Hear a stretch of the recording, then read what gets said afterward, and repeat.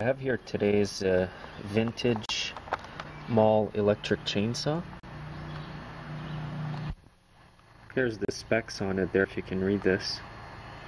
39800 gives out their specifications there too.